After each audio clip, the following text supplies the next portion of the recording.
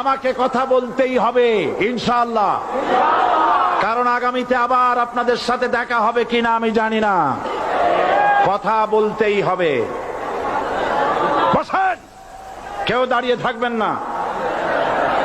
আমি দেখতে পাচ্ছি বাংলাদেশের ভাগ্য আকাশে উত্তর গগনে কালো মেঘ জমা হয়েছে, ঝড়ের পূর্বাভাস লক্ষ্য করছি।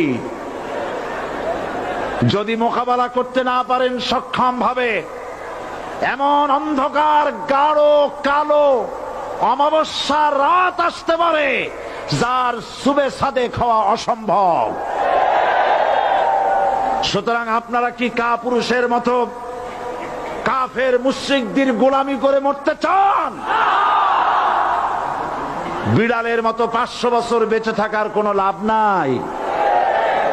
সিংহের মতো 1 ঘন্টা বাঁচতে চাই।